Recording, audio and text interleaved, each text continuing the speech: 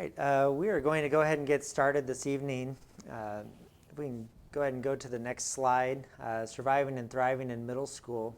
But want to introduce my colleagues to my right first. Hi, my name is Grace Lee, and I am currently in the role of principal of Hickson Middle School in the Webster Grove School District, which is a small suburb in St. Louis. I've got a combined total of 21 years in middle school education. Taught for a while with ELA and reading, dabbled in school social work for a good chunk of my career, and then am really rounding out my experience as an administrator. Previous to this post as an assistant principal in a middle school as well. So I'm fortunate to say all of my experience has been in a middle school setting with this age group. So there might be something wrong with me, but this is my jam, the middle schoolers. Okay. So my name is Jonathan Strong. I'm actually from the elementary world. I have roughly 17 years of experience in education. I've been from Thurgood Marshall, Confluence Academy, and Maplewood, Richmond Heights. And now I'm currently with a principal in St. Louis Public School. I've been in the classroom ranging from grades 3, 4, 5. I was a reading specialist for a few years, assistant principal for 5 years, and I'm currently 2 years as a building leader. Awesome. And I'm Mike Dietrich. I'm principal of Maplewood Richmond Heights Middle School. I have about 20 years of experience, 10 years in the elementary setting and 10 years in the middle school. Currently, I am the principal of Maplewood Richmond Heights Middle School, which is School as Expedition, and excited that we were a 2018 Best of Green School, and do a lot of work around conscious discipline and restorative practices.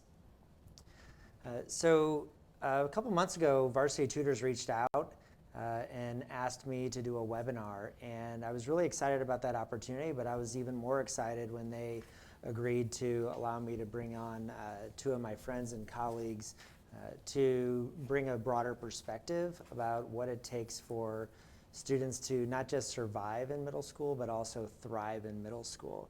So some of the guiding questions that were given to us were, how do I parent my student while nurturing their desires for independence? How do I help my student love learning when pressured to be cool? How does one prepare for the transition from elementary to middle school? And why do middle schoolers mistreat each other? How can I help my child navigate the social media minefield? So tonight we've got a lot of different talking points to try to get to the heart of some of those questions. And we'll start with talking about just really middle school. These are the years of hope, not just because we love middle schoolers, obviously, but this is that great time of transition and growth and a lot of opportunity to have the privilege to journey alongside our kids to shape them as they grow into their young adulthood. We'll explore the power of the word yet.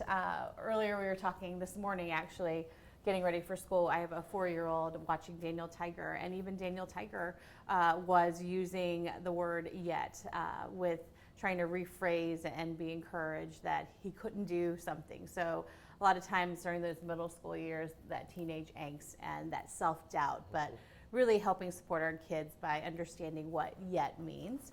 And then this is probably the toughest piece. How do you get involved in your kid's life and maintain that respect, and you're thoughtful, but yet not blur the lines between parent and child and make it confusing with the idea of friendship. And then from that to springboard, how do we encourage those discussions at home? Because pushing in and talking with our kids is important. And then finally, in just a time that we have all become aware, regardless of age, but particularly as we serve middle schoolers, I think teaching our kids how to focus on self-care, how to realize their self-worth and be able to draw those boundaries with their peers, to focus on what they need to nurture their souls so they can be the best version of themselves. So. And from there, we'll jump into what does it mean to be cool in middle school, and some of just looking at our experiences of things of where do the cool kids go, and defining what cool in middle school looks like, and then also the power of what we get to do with working with these adolescents in middle school students and through these years. And then also providing structures for success academically. They're in school to learn, and they need that academic support structure. And then finally, wrapping up with some tips and tools about providing resources for that social emotional. We know that middle school is an interesting time period, and there's a lot going on with middle school. There are, tons. Right. Well, if we can start off with the power of hope with Grace.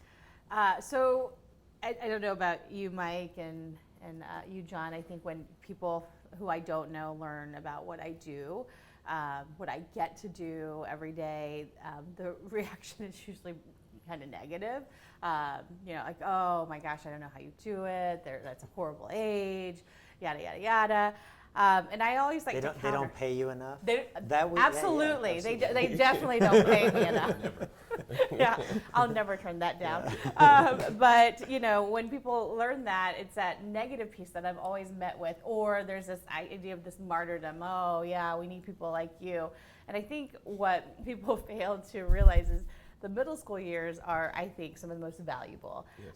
I am biased because this is where I sit every day in and day out. But this is the time where kids are going through a lot of transitions, and they're growing, and they're changing, and sometimes the change can be challenging, but most of the time that change is very relevant to defining who they're going to become. So I like to push back and say, middle school is that great time of hope because they want us to shape them and be a part of that and give them that advice. They're looking for that guidance, even though they're behaving sometimes like they don't want it. But they're willing to take those risks. And what I find so awesome about middle school kids is they are risk takers in that sense, that they want to lead, they're ready to lead, but just need someone to recognize that platform. So I always say push into this piece and realize that even though the ups and downs of living with a middle schooler can seem hopeless some days, and you just want to run away, but ultimately these are the years of great hope for who they will become in this world. Yeah. I think previous conversations we've had is that the power of hope also comes in the ups and downs, and those downs include failing. Right, and I know conversation with you before has been about failing forward, and that's okay, right? As long as if we make mistakes, we fail, how do we fail forward and we continue to move forward? And I think that's a natural segue probably into the next slide for you, Jonathan. Yep.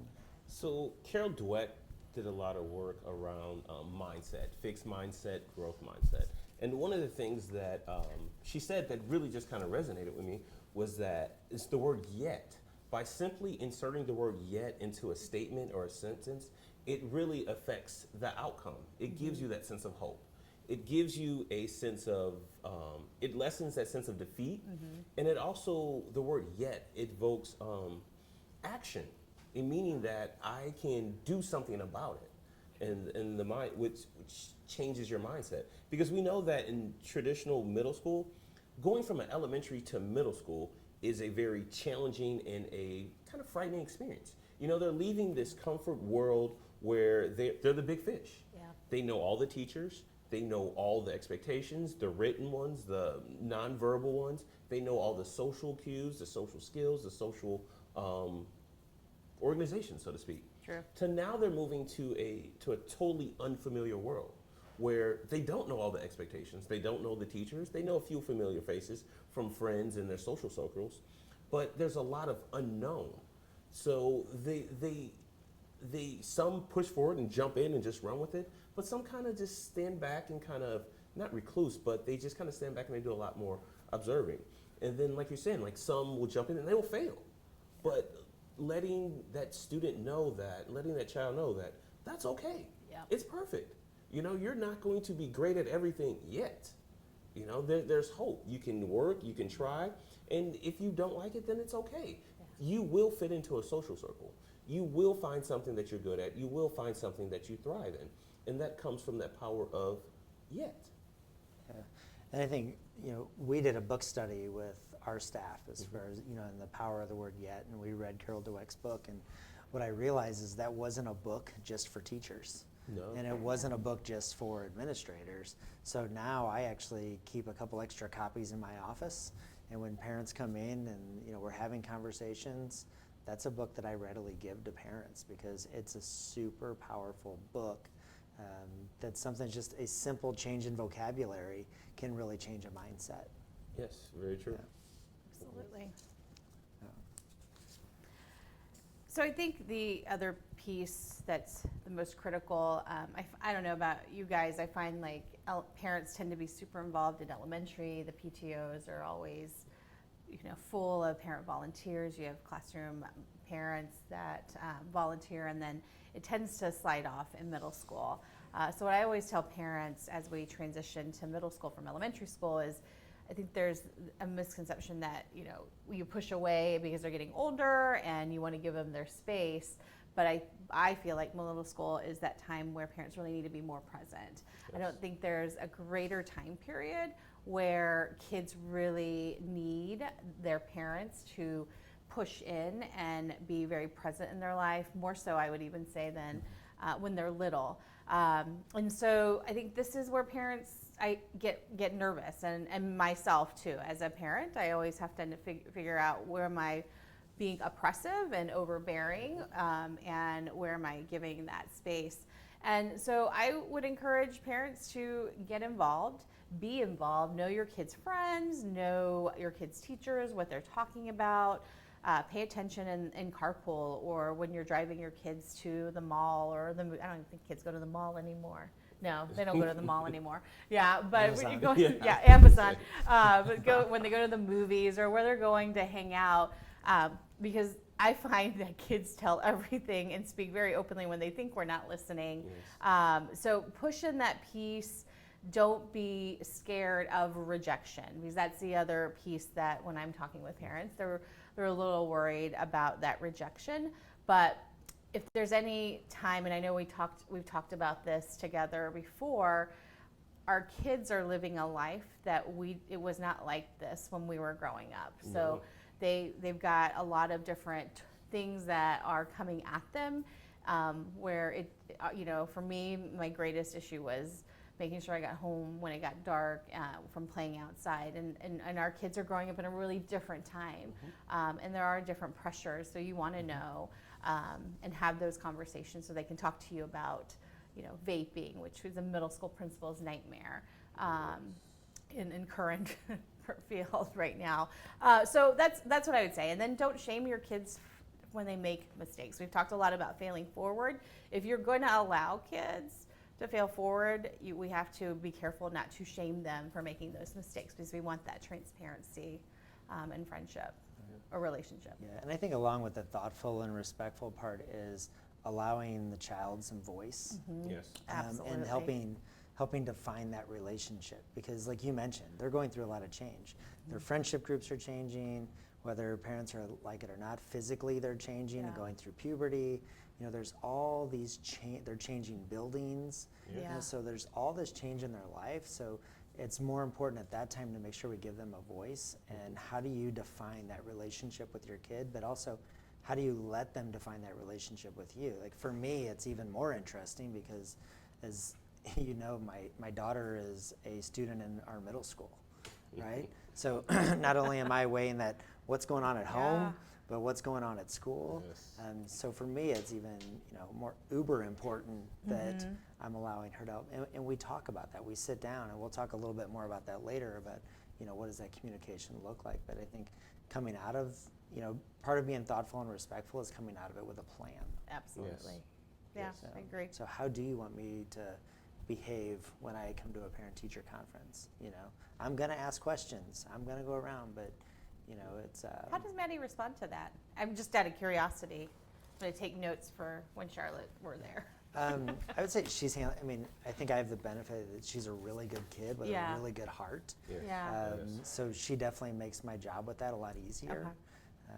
But it still doesn't mean that it's easy for her or for me. Yeah. So it's hard work. I think that's a great question to frame it that way, because parent-teacher conferences are also so one-sided. It's just an adult conversation where we know we have to really bring in our kids to to help navigate that piece because it's their day to day. So I like the way you frame that. But I think also when you're just saying like parent-teacher conference, but other school events. Yeah, You true. know, attend the basketball games, the football games. I think that is it's a very positive relationship for the parent and for the child. Just remember to be kind of respectful of their space. You know, if they kind of shy off and, you know, huddle with their friends, it's okay. You know, you don't want to be in the middle of a 7th grade huddle. Trust me, as an administrator, I've been there. I don't. You do not want to be in the middle of a 7th grade huddle. A little awkward. It's a little, but at the same time, you know, it's okay. And I think from a parent, which we'll talk a little bit about later, but you also get a glimpse into their world. Yeah. All right, so that leads us to the encouraging discussions at home. Some interesting research, and it's been backed up multiple times. You know, a lot of times when we cue into webinars or we're reading a book, we're looking for instant strategies that, you know, we want to have immediate impact. Yeah. And a large impact size studies showed that just having dinner at the table a couple times a week actually increases discussions and actually is an indicator of future success for middle schoolers. So, which sometimes can be hard. You know, we have families that, you know, maybe they're working a split shift, or sometimes it's single parent homes, you know, and we understand with busy lives that you can't do that every night. But that's something that, you know, we would encourage you to do, you know, a couple times a week. There's also a picture of a young lady sitting there looking at the stream there, and I was, you know, with my kids, but even at school, I always say the conversations don't have to take place sitting down. Conversations don't have to take place in the office or on the couch. I have some of my best conversations with students when I say, hey, let's walk and talk. Yes. You know, and we walk a hallway, or we, you know, go out and walk the track real quick. You know, I mean, that's how I get a lot of communication with my wife, is not just sitting there. I mean, we, you know, go for a walk and talk. And and then the other thing I want to encourage is there's a Power School and its learning logo there. And different schools have different tools that they use, but Power School in my school is a reporting program for grades, and its learning is a curriculum repository. So it has agendas and bulletins on what's going on in each class every day. And I just want to encourage parents, as you're trying to encourage discussion at home, I would say make sure that you're using those as tools to build discussion and not as gotcha tools. Yes. Absolutely. You know, because we go back to failing forward. There's going to be a time where a student's going to have an F. Yeah. Okay, so just remember that F means they're failing forward. So how do we then have a conversation about that, have a respectful discussion, a thoughtful discussion, and then how do we come up with a plan? Totally. Because these kids are ready for it. They are. Kind of side note, I remember talking to you guys the other day, going back to my daughter Madeline. I was talking to her about, I was really upset that I ordered this pair of shoes from REI, and it was taking 7 days to get here. And I told her that, you know, the struggle's real, Madeline. You don't know what it's like. When I grew up, shipping was 10 to 14 days. And she was like, oh yeah, the struggle's real, Dad. She's like, you're just spoiled with Amazon. And the struggle's real for us because your generation's leaving us with pollution and climate change. Oh, wow. And I was like, Straightforward. right? So we talk about not shaming our kids. She did a pretty good job of making Then me. you gotta admit you were a little proud. Oh, absolutely, absolutely. But that kind of leads to the next one: is that, you know, are you ready? Like, the real question is, are we ready for them? Because I walk our hallways and I hear the discussions that these students are having around race and equity and poverty, and they are having some really the world rich they want to build. discussions. To be honest, they're a lot better than the discussions that I see some of my friends having on Facebook. Oh, Absolutely. Oh gosh, so we'll have to get to that whole social media piece. But I also think, like, when you're ready, it's like, I mean, are you ready? Just thinking about, are you ready for your child to grow? Are you really ready to listen to what they have to say? Because you're right, like, I hear some of these kids' conversation, I'm amazed. And just their angles and their point of views and the lenses that they come through are totally different from mine. Yeah. But it's valid, it makes great sense, especially in their in the world that they are navigating through now. So. Yeah, absolutely. I think middle school too, I think when we talk about failing forward, it's such a safe time to fail. It is. If you don't struggle on a test, or if you don't get an F or bomb or whatever the grading system is, how will you know how you will be in that space to know how to pick yourself up and use strategies? So I think it's important for us to give our kids room to fail safely when we ask them to fail forward. So you mean if they get a failing grade, it's not going to keep them out of college? Promise. Okay. Oh, I promise. They can still be Okay. XYZ when they grow up. Yeah. Not that we're encouraging kids to go out. Definitely and Absolutely F, not. right? But But, it's but learning if how to that's the fail. worst thing your kid does is Yeah. maybe get a poor grade in middle school, Oh gosh. Yeah. With everything else coming at right. them in the That's, world, yeah. yeah. That's pretty. I'd be making thankful. pretty. Yeah, you're getting Yeah. out pretty good. all right. So one of the things that we definitely need to make sure that we really pay attention to as our child transitions from elementary to middle school is providing that academic support. We know that the workload is a lot more. Sometimes it goes deeper. Yeah. It's a lot faster. The expectations are different. They're forced to express themselves differently verbally, written expression. So we need to make sure that we're providing just like solid academic supports. And it can be from just learning how does your child study. We know that some students some students need the music on, some students need some kind of background noise, some need silence. Some students need to come home and kind of decompress before they really get going. Some students need to come in and go and while their brain is still running to start, to really start hammering down on their work. I think that, especially in middle school, this is the time, and even elementary school, I'll say 5th grade, this is the time to really learn how your child studies and also to have your child do some self-reflection on how do they study and how they learn. Absolutely. And how they learn as well. And I think as parents also to make sure that you utilize the supports that are around you. We know Varsity Tutoring has, they have plenty of supports, and they also have supports to tutors and things from around the world, and also at easy accessible. But then also using just the library or just your teachers, and sometimes getting the students together, getting a group of students of your child's friends and peers for maybe a peer studying group. Yeah. I think one thing as just using an I statement that I had to really watch when just working with my nieces, trying to help them, is that to make sure I did not frustrate out, because my nieces, they're brilliant and they're so hard and working, and sometimes me with that educator lens and me like, wanting my nieces to be just the best. I'm like, this, and I'm like, wait a second, let me stop, because I don't want to push you off and I don't want to turn you off, because in actuality, you're doing a great job. You are brilliant, you're hardworking. So I don't want to stifle your flame. Absolutely. I know we've talked, homework and the idea of rigor, things can get a little confusing, and I think as a parent trying to navigate school structures that way, I think it's also important, like you said, the peer tutors. I think teachers offer after school help. I know in my building teachers offer before school help. They'll let kids come in during lunch, and they'll have a working lunch.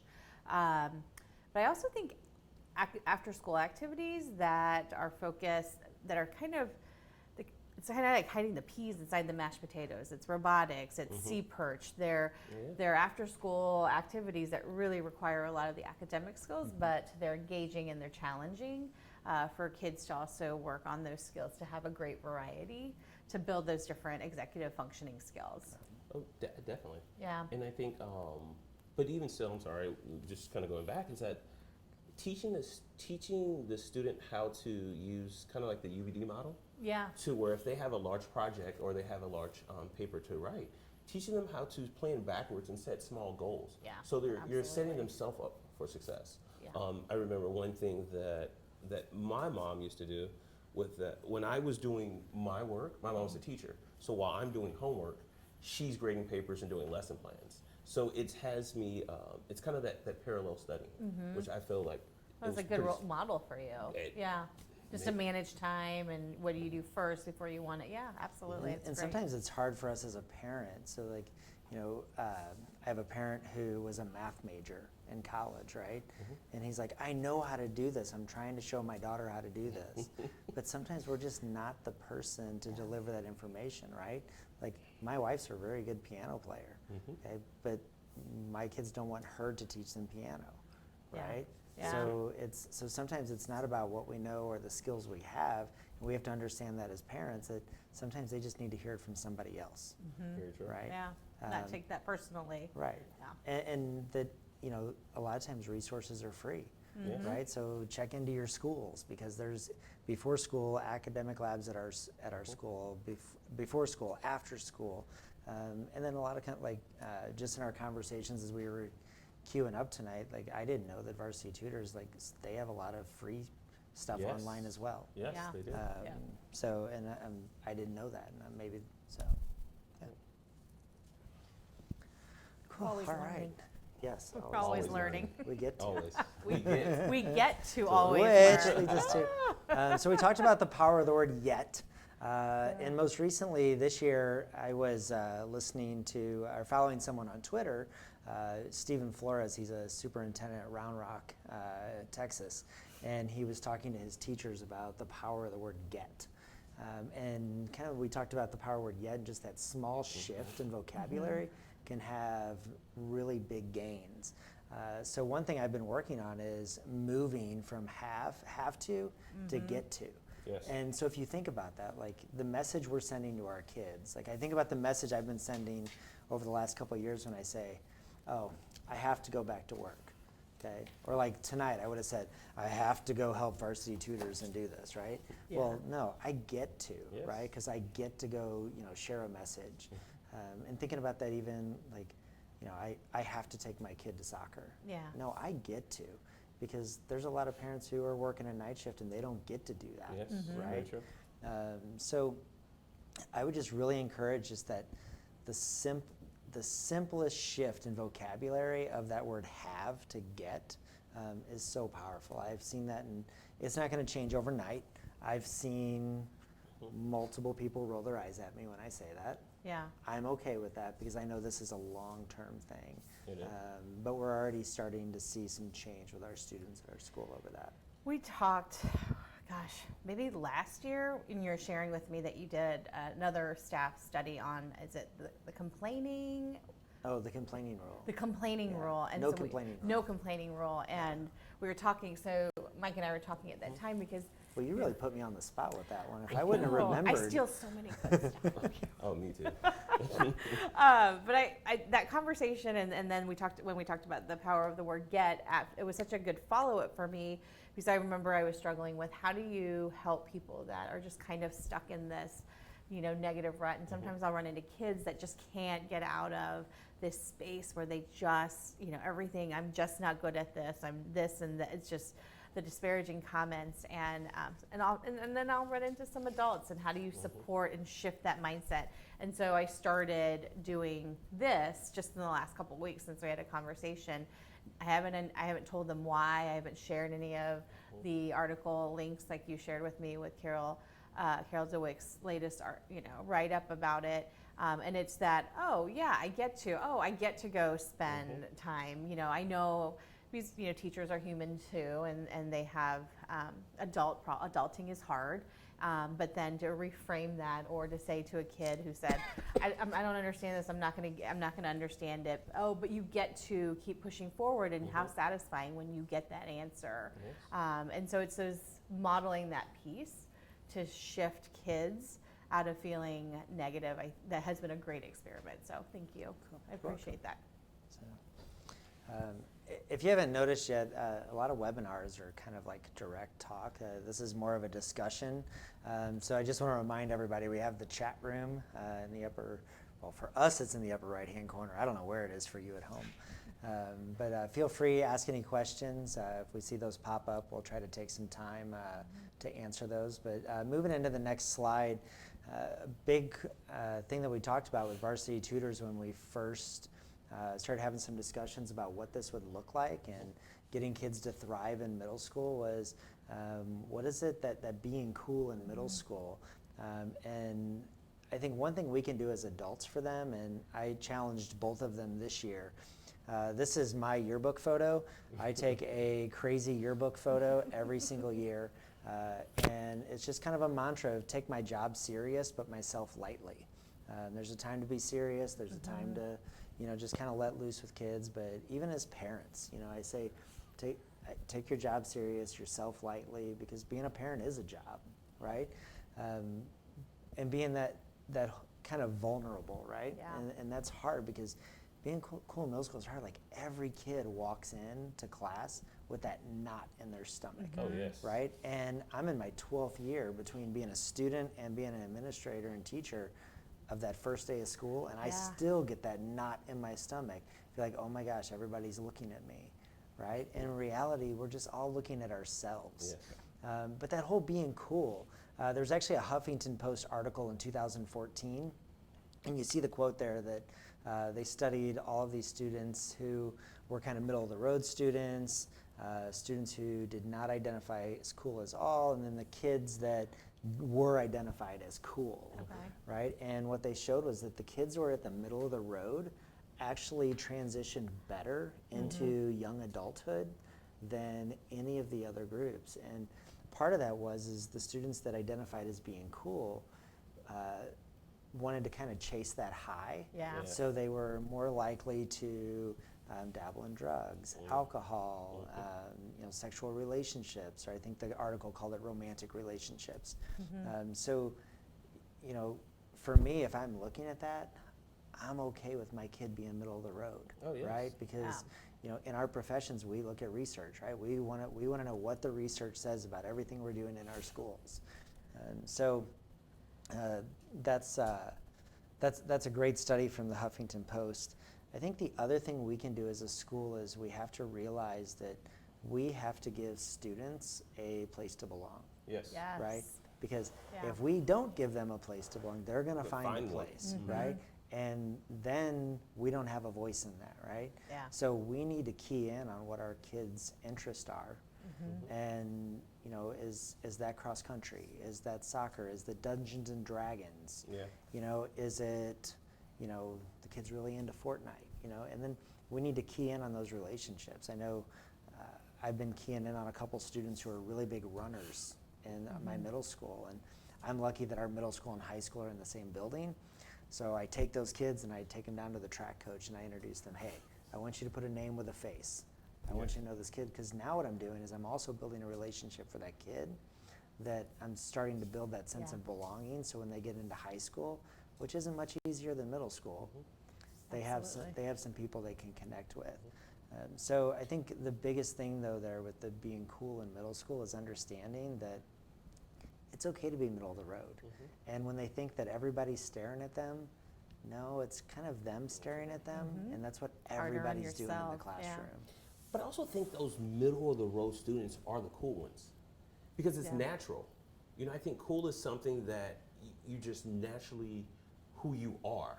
You don't have to fake it or chase the high, because that becomes fraudulent and eventually it's exposed. But the students who are that middle of the road where I love Fortnite and I'm all about it, not ashamed, and you can think whatever you want to think about me. To me, that's cool. That they have that self awareness and self understanding. The student that is just quirky and they know, you know what, I'm quirky. I snort when I laugh, and they just, to me, that's cool. Yeah. And those are the students, like you're saying, that middle of the road that we know they're going to flourish, because they understand who they are, and they know how to value and they themselves. value that, and they're solid in what they like and what they're great at, and they take school serious and they take themselves lightly, I guess. Yeah. Well, and as schools, we tune into that, but parents also need to tune into that. Yes. Like I think about one family I have where, the oldest sibling is like really into the outdoors and fishing, and actually tied a tie like a fly and brought it to me the other day because he knows I like to fish. And, but that not every kid in the family has to do the same thing, right? Because another one of their kids is really big into soccer, another one's really big into wrestling, so they're allowing their kids, regardless of what their siblings are doing, to follow their own path. Yes. Be independent individuals. Right, so if we're doing that at school, allowing kids to find their own path and help, and we're guiding them, and we also have parents who are guiding them, it's I think that's a win-win. Absolutely. Yeah, I think that's the curse of having siblings sometimes in a school, from the oldest child to the youngest, feeling like you have to follow in those footsteps, and having to reframe as adults to not expect that. Which I don't know, because my brother's a middle school principal and he's older, and then I became a middle school principal. You just want to be like your brother. Yeah, I guess so. No, that's cool. No, that's pretty cool. Both doing good stuff. Yes. Both first-generation college grads, so we're Well, there excited you go. about And that. then you imprint on education. Yeah. That's awesome. I think shifting from being cool right into focusing on self-care, I think it's a natural thread. My social work heart says this is the piece that connects with sense of belonging. I also think we just live in a time where adults and kids alike, there's a sense of belonging piece, but there's also a desire to be connected. Yes. We couldn't be more connected to each other, but absolutely not connected at the same time. And so that self-care piece, I think, is critical. I see a lot of kids sometimes that are overscheduled. They do it to themselves a lot of times in middle school because they have so many interests. And sometimes I think it's okay for an adult to step in and say, okay, you need to sleep sometime in between 4 after-school activities, getting home at 10 o'clock, trying to do your homework, take a bath, and go to bed just to wake up again the next day at 6. Because we have to be mindful that they're growing. This is that second major explosion of brain growth. And so there was my favorite time when my daughter still took a nap. But they need those naps and those brain. We don't take naps anymore. But that was the brain piece for your body to grow and to recharge. So I think it's okay to teach our kids that that's part of that self-care, allowing yourself to rest and re-energize. We've talked about failing forward. Mistakes are okay. And I always like to encourage and support parents who struggle because they had a kid in elementary school who never got in trouble, and then they got to middle school, and then they got a call from a principal, and they have lunch detention, and parents kind of freak out. And I always say, but it's developmentally appropriate for kids to get in trouble. And if the worst thing they do is get a lunch lunch detention, detention, you are good. parents are going to be okay. You're doing a good job. If we can jump back real quick, we got our first question. Yes. So what do you do if your child is heavily invested in being cool, and how do you dial it back? That's definitely a great question. I think that, and I think that's one of those fine kind of lines. Yeah. Because you don't want to stifle your child while they're doing like self-exploration on who they are and what they enjoy. Because we know that middle school students will invent themselves every 20 minutes. Yeah. 1 second, 1 second they like this, the next second it's like, oh, that's old, or like my nieces, the R&B stuff, the next thing you know it's K-pop. I'm like, wait a second. Like, I thought you liked this. And I'm like, no, I did. So, moving on. But I think just kind of supporting them through their exploration. I think you also have to remember that you're also the parent. So you do have a control say-so over how far you want to let them explore. To where, especially you have the financial aspect of it, and then also just the time aspect of it. Yeah. As well. I think it's very important to let them explore, but make sure you realize as the parent you can kind of control. I think, like Michael, like you were saying, via healthy conversations. Like, are we sure? Like, how far are we going to go into this? But I think I know we've talked a lot about cell phones, so I copied Mike again and followed his lead this year, and we don't do cell phones in our school except at lunch. But those breaks on the phone, because I think that's a big part of the cool aspect. We talked earlier about how, we're not having the same, our kids aren't having the same growing up experience like, we did. If I didn't go to a party Friday night, I didn't find out about it till Monday, right? I didn't find out about it and watch it happening.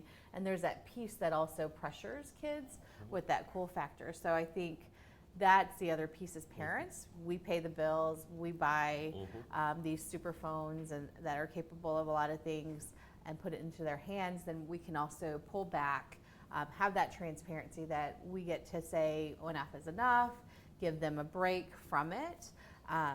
as well as let them know that there is no transparency to monitor that piece. Because I think, like you said, it's a fine line depending on who who your kid is. You know your kid. Some kids need a little bit pressing and intervention and are relieved to have a parent step in and do that for them. Right. And Melissa, I think what I would say to you is every student's action is a result of the way they're feeling about something. And I think this takes it back to that sense of belonging, right? Yeah. So if they're trying way too hard to be cool, there is definitely potentially a lack of that sense of belonging. So, and those are really tough waters for kids. It is. You know, and there's probably parents who are watching this that are like, yeah, you know, my kid cries over relationships between this and, you know, they get upset about this and they're looking at Snapchat and Kik and all these other social medias that, you know, kind of, you know, I blame a little bit for what the image they're portraying of what it means to be cool in 100%. middle school. So my advice would be definitely filter what they're able to access in social media, but also figure out what is the root of that behavior, and making sure that you're addressing that sense of belonging. I think another thing is like setting just actual expectations and values through conversations. And I would say you can be as cool as you want until it impedes on these expectations, until you start going against like your values and who you really are as a person. But because like you said, it's a fine line. You have to let them explore. You know. Yeah, and I think we interrupted you. Sorry. You were in the middle of focus on self-care, and I got so excited there was a question. I was like, bah! No, but it all threaded. I Yeah. think the cool piece is what really impacts sometimes the self-care. Oh, it does. You know, we like to throw around the hashtag know your worth, because when you were talking about just social media, I think social media has a big place in it, and I know we're gonna talk a little bit about it as well with our social emotional pieces, but there is something to how we fabricate a fake life in images, and the kids that are freshmen Now, do adults do that too on Facebook? all the time, Because right? all my friends have perfect lives. They don't have children that misbehave No. and get lunch detentions. No. My child will be at the principal's office all the time. I Not already on know Facebook, that. I'm so probably gonna everybody's have I'm gonna have a few less friends on Facebook if they're watching this. But yeah, that's that piece. I mean, and that's, I think, ultimately our lack of connectiveness to each other, that human relationship, sense of belonging. And so really that's all those pieces for parents to say, push in and be connected to your kid. That's what we need. But I think as beings, we are social people, though. Absolutely. So we need that social circle. We have to understand the rules and expectations of the social circle, Yeah. which it leads to like our social emotional just being. We know that students in middle schools, they go through various social circles, and you can watch them like you can watch a social circle grow and disintegrate, grow and disintegrate. But I also think that's natural. I think as educators and parents, we need to let the social emotional aspect develop naturally instead of impeding. Like I've definitely seen parents to where when the social circle grows, they're loving it.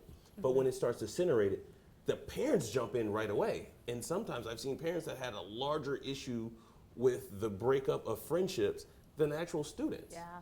But I think that, so we have to be very mindful of how we view their social circles and their emotional circles versus forcing versus letting the students let it occur naturally.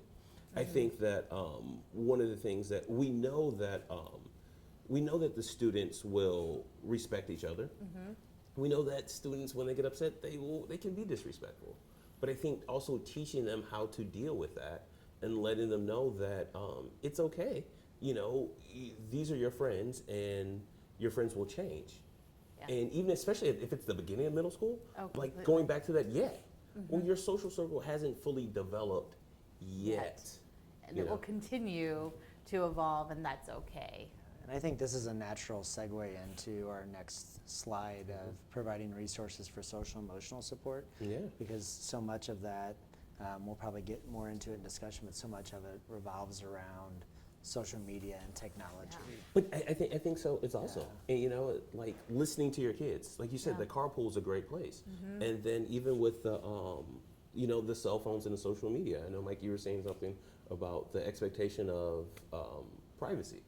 It's you know, and I think just listening to my sister and other people I know, you know, my sister is like, you know, this is my cell phone that I let you use. Exactly. You know, so therefore, you know, that the privacy thing, it's respectful, but at the same time, it's that like, it's mine, you know? So I want to make sure that I know like who your friends are. Yeah. I know the type of students and kids that you're hanging around. And then also just teaching your student, you know, encourage those positive relationships, let them occur.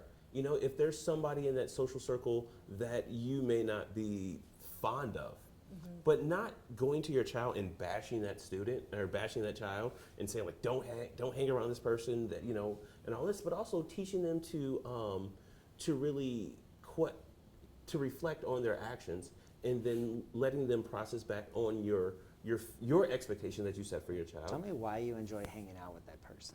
Great, Right? yeah. What do you have in That's common? Yes. Like, you know, just ask questions and not judge. Yeah. Exactly. Because I think we as adults, we tend to jump in and just thinking back that, you know, we need to listen to the students, because you have to remember that we tend to say like, when I was a kid, when I was doing this, but we have to remember like when we were kids, our social circles, our social norms, and our view on society and society's view on us was nothing like what these students and these kids are experiencing now. Absolutely. It was like, hey, you know, if you wanted to argue with somebody, I had to go over to your house, you know, to argue. Yeah. When now I can, you know, Do it behind a screen. all day. Yeah. And nonstop. Yeah. Yeah. And we talked about the no expectation of privacy, right? Yeah. And that's not that we want to be nosy parents. No. It's, you know, imagine 30 years ago, if I got a letter in the mail from a complete random stranger, guess what my parents were going to do? They were going to read it, yeah. right? So it's the same thing. That it's just today the kids are getting that on a device that they can hold in their hand, Yes. right? I think it helps us monitor if they're having healthy relationships, you know, peer to peer, you know, romantic relationships. Are Yes. they creating those healthy boundaries, you know, developing their self-worth to be able to say no and be okay with rejection or just someone else bumping up against them in that conflict, that it's okay for them to stand up for what they believe in.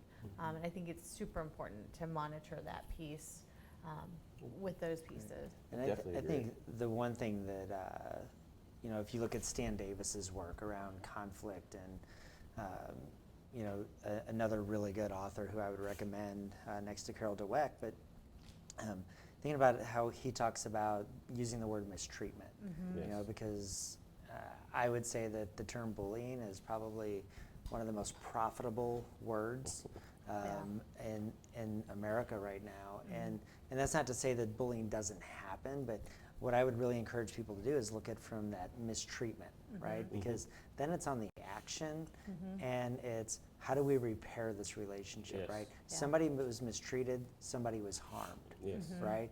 So what was the harm? What were you thinking when you did that? Okay, how do we now repair that relationship? Because guess what? These kids probably have another 5-6 years left together in school, seeing each other in hallways. Absolutely. So rather than just having this system of, because when you hear the word bully, it's kind of like this zero tolerance word, right? Yeah. Yeah. And that's not, all or don't hear nothing. me saying that, you know, bullying is okay. What I'm saying is if we shift that focus to somebody was mistreated, somebody was harmed, how do we repair that harm? How do we repair the relationship? And how do we get them moving forward in a healthy Right. way, Yes. right? That's just, it's so important because that's what they're going to need to do through life. Yeah. It's a great life skill. Because that's, I think, the common thread through all three of our schools is the restorative practices, where we are trying to work with teaching our kids to be empowered to take control over those situations so that they can learn how to navigate those healthy conversations. And I always say to kids, sometimes you're gonna want to try to repair the harmed, and someone's gonna say, no, I don't want to talk to you, and you're gonna have to be able to be okay and respect that piece. And that's okay. And walk And- away, right. and it's And- totally okay. Right. And getting away from the misconception that if you're doing restorative practices in your school, that they just They just talk at the kids. sing kumbaya and everything's over, Yeah. right? but understanding that in restorative practices that, kids are held accountable, so there's still traditional consequences, Yeah. right?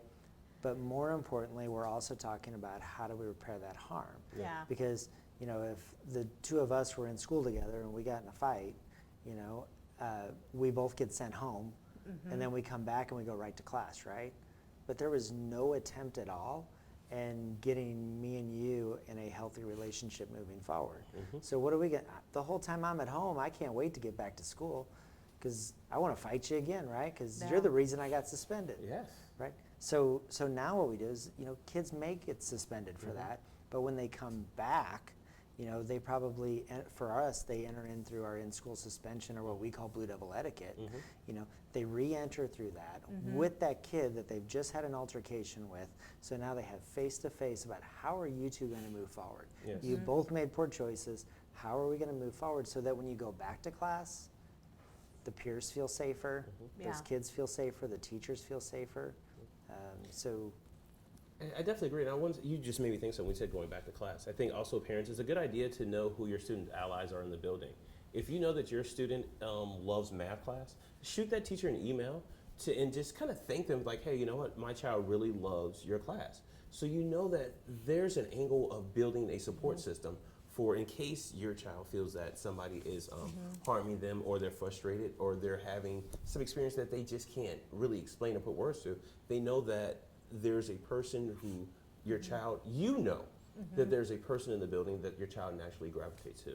Oh, I think we have a question. Same question. It's a really Yeah. good question too, because this is, I don't think there's a day we don't deal with this in our lives, A lot, supporting yeah. kids. I have dealt with it less since we do not allow cell phones in our building between 8 and 3. So Actually, true. Yeah. anytime learning is taken, so between 8 and 3, Yeah. cell phones are supposed to be in Yeah, lockers. we deal with it from the weekend drama coming in, spilling in on Monday morning. But it's a good question. The question is, how do you handle bullying that happens on social media outside of school and school time? And I think this is one of the toughest pieces. As an adult, I always say, I'm 43 and I have worked really hard to be 43 and know my self-worth and value who I am, but it's still sometimes really hard to read some of the comments people will write online because it is that behind the screen piece. So when I think about children, who are 11, 12, 13, who have to navigate this, who haven't had, an extra 20 years or so of life to work on their self-worth, that's got to be absolutely jarring. So we talk a lot in our building, we do a lot of the work through our restorative lens, because I think it's a lot harder to really face-to-face someone. Those mean comments are super easy to do behind the screen, but that accountability, that human accountability, is where we find kids start to understand the depth of the harm that they're creating for somebody else. So we handle a lot of it that way as well with parents, through that conversational lens of just, we really want kids to be accountable and own that, because there's no punitive consequence that's going to make a difference if there's no acceptance and ownership. But I think also it's kind of like you were saying about the social media adds that lens of I can be whoever I want and say whatever I want. So also teaching and navigating to your child about what are healthy friendships. Yeah. Who are your real genuine friends? I'm not on social media. I say I'm old school. I'll just come over. So understanding that's how, that's a natural way of building true friends. And so everybody who likes your post or tags you in a picture doesn't necessarily mean that's your best friend. Yeah. So. Right, and also getting your students to understand that, or your children to understand that just because that happens outside of school hours doesn't mean that the school can't get involved, Yes, right? very true. Because at minimum, we're going to get involved because, if I disrupting our rephrase day. this of how do you handle mistreatment that happens on social media outside of school, I'm going to approach that from a restorative lens, but I would also add, if that becomes disruptive to the environment of our school, that creates a nexus to our school, and that's something that we can handle disciplinary-wise. Yes, very true. Absolutely. So other questions, but you can like and subscribe to Varsity Tutors. You don't have to, but you get to. We didn't rehearse that. That was good. No. Oh, yeah. But any other questions? We have a few more minutes to sit here and answer. If you have other questions or you want to get in touch with us personally and ask questions, feel free to email Varsity Tutors here, and we'd be happy to help out however we can. But any questions, we'd love to have them. I think while we wait for questions, I do want to say the one thing that I do like that you guys threw out there, which is it's all about healthy conversations with your child. You know, setting the parameters, setting the framework to have these healthy and open conversations. But then also knowing as adults that we can't force stuff, and we have to be ready for what comes from your child. And you don't know what that's always going to be. You never know. Yeah. 'Cause I think I mean, 21 years in, and I still get shocked or surprised by. I've learned never to say I've seen it all. Never. Absolutely, 'Cause as soon as you say that. because there's no handbook to supporting kids. It's who they, it's meeting them who they are. Yep. All right. So if you do have questions after this, we're getting ready to sign out here in just a second. You can email webinars@varsitytutors.com. On behalf of my colleagues and friends here, I want to thank Varsity Tutors for inviting us here this evening and allowing us to have you as an audience and to share some of our thoughts about getting students to not just survive but thrive through middle school. And if you do subscribe to Varsity Tutors channel, you'll get alerts whenever they host more sessions like this one. Oh, we're definitely open to host again. Yeah. We're going to be a series. Yeah. Let's go for it. There's plenty more information and expert content on that channel. Cool. Bye. Thank Have you. a good night. Good Good night. night. Thank you all.